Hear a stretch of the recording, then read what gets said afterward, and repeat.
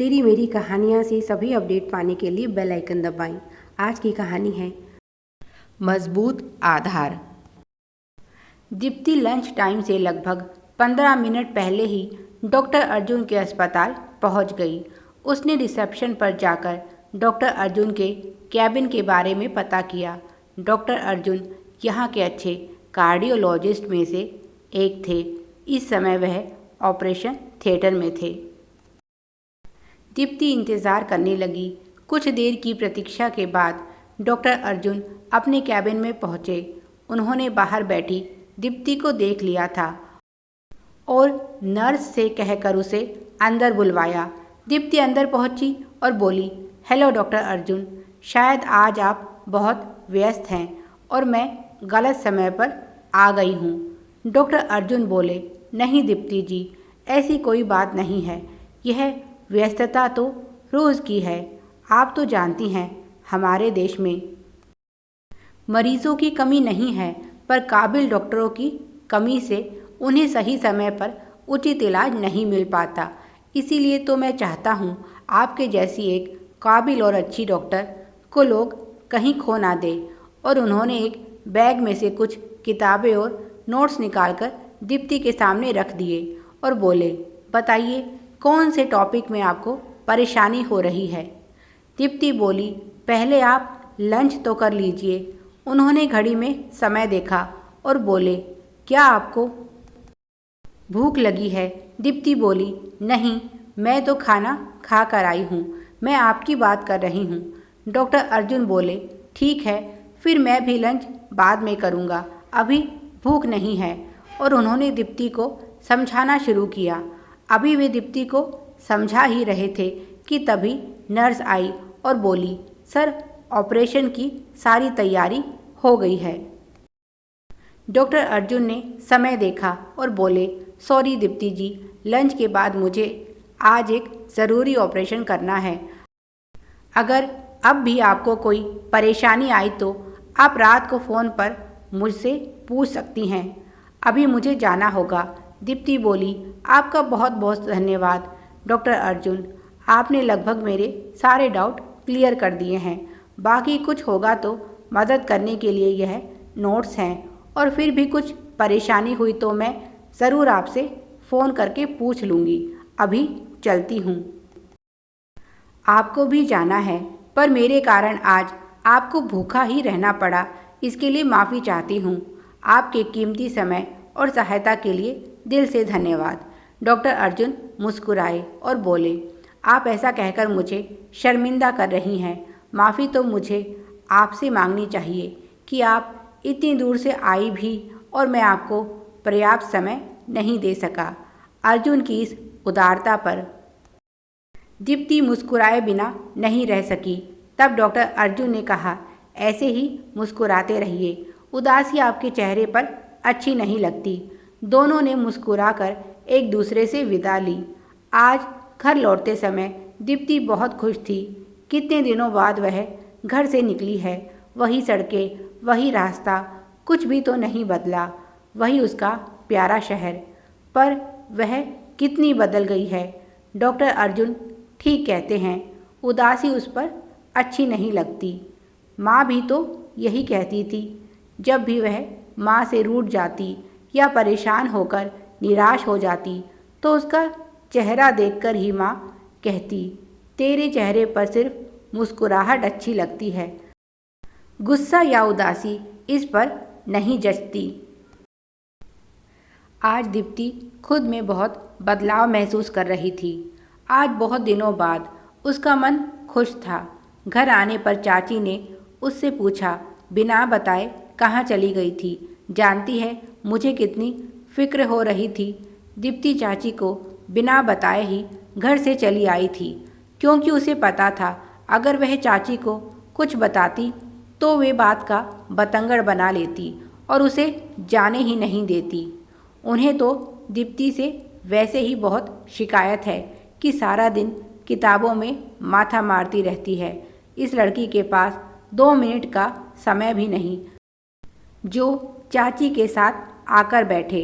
अब दीप्ति चाची से कैसे कहे कि उसे उनकी तरह यह सास बहू के ड्रामे वाले सीरियल देखने में बिल्कुल भी दिलचस्पी नहीं है।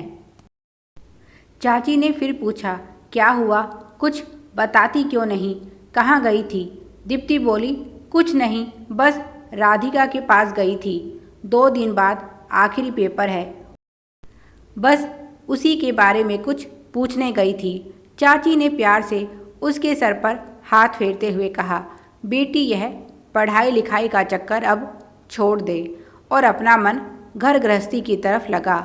वैसे तो हम पूरी कोशिश कर रहे हैं, पर तेरे लिए ऐसा लड़का मिलना मुमकिन नहीं लग रहा जो तेरी यह इच्छा पूरी कर सके। बाद में तुझे तकलीफ़ ना हो इसीलिए अभी समझा रही हूँ। अभी से अपने सपनों को मारना सीख ले। औरत का तो जन्म ही बलिदान के लिए हुआ है। उन्होंने गहरी सांस छोड़ते हुए कहा। दीप्ति मुस्कुराई और बोली, ठीक है चाची जी, जब तक शादी नहीं होती तब तक तो पढ़ाई कर सकती हूँ ना। और फिर से अपने कमरे में आकर किताबों में खो गई। उसे देखकर चाची की आंखों में नमी उतर आई। कितनी मेहनती है यह बच्ची, भगवान इसके साथ ऐसा अन्याय करते हुए तुझे ज़रा दया भी नहीं आई। काश हमें कोई ऐसा वर मिले जो दीप्ति के साथ साथ उसके सपने की भी अहमियत को समझ सके। दीप्ति का एग्ज़ाम बहुत अच्छा हुआ। डॉक्टर अर्जुन के दिए नोट्स से उसे बहुत सहायता मिली। वह अपनी खुशी डॉक्टर अर्जुन के साथ बांटना चाहती थी और उसने उन्हें फ़ोन मिला दिया, पर फिर जल्दी काट दिया और सोचने लगी, पता नहीं डॉक्टर अर्जुन मेरे बारे में क्या सोचेंगे। इस समय तो वे बहुत व्यस्त रहते हैं, उन्हें तो खाना खाने की फुर्सत भी नहीं होती। फिर मेरी बेकार की बातें सुनने के लिए उनके पास समय कहाँ से आएगा।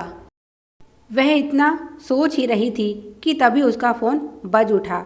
फ़ोन डॉक्टर अर्जुन का था।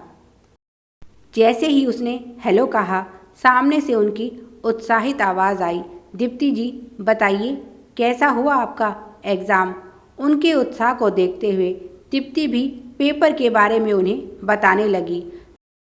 वह भी अपने अनुभव दीप्ति के साथ शेयर करने लगे और इस तरह काफ़ी देर तक दोनों के बीच बातें होती रही। तभी दीप्ति को ध्यान आया और उसने पूछा, क्या आपने लंच कर लिया है? उसकी बात सुनकर डॉक्टर अर्जुन चुप हो गए। दीप्ति ने नाराज़गी जताते हुए कहा, आप खुद डॉक्टर होकर भी अपनी सेहत का ध्यान नहीं रखते, यह तो बहुत गलत बात है। अगर डॉक्टर ही स्वस्थ नहीं होगा तो मरीजों का इलाज कैसे होगा। अभी आप फ़ोन रखिए और लंच कीजिए, हम फिर कभी बात करेंगे। उसने जिस तरह से यह बातें कही, डॉक्टर अर्जुन आगे कुछ नहीं बोल पाए, बस इतना ही कहा, ठीक है, अभी सबसे पहले जाकर लंच करता हूँ। और दोनों ने एक दूसरे को बाय बोलकर फ़ोन रख दिया। दीप्ति बहुत खुश थी कि आज उसकी डॉक्टर अर्जुन से फिर बात हुई। पता नहीं क्यों उनसे बात करके दीप्ति को बहुत खुशी मिलती थी। उसे इस बात पर भी हंसी आई कि किस तरह से उसने डॉक्टर अर्जुन को डांट लगा दी और बेचारे उसे कुछ कह भी नहीं पाए। कितने सीधे और शरीफ इंसान हैं डॉक्टर अर्जुन, मुझे उनसे इस तरह से बात नहीं करनी चाहिए थी। दीप्ति को गलती का एहसास हुआ और उसने सोचा, रात को फ़ोन करके उनसे माफ़ी मांग लूँगी। पर रात को जब उसने फ़ोन किया तो उनका नंबर स्विच ऑफ आ रहा था। उसने सोचा, दिन भर काम करते करते थक जाते हैं बेचारे, इसीलिए शायद जल्दी सो गए होंगे। दोबारा उसने कोशिश नहीं की और डॉक्टर अर्जुन के पास भी इतना समय नहीं होता था कि वह फ़ोन चेक करे। इस तरह कई दिन का समय व्यतीत हो जाता है और दोनों के बीच कोई बातचीत नहीं होती। एक दिन डॉक्टर अर्जुन अस्पताल में अपने कैबिन में एक मरीज का चेकअप कर रहे थे तो दीप्ति जल्दी से उनके कैबिन में दाखिल हुई।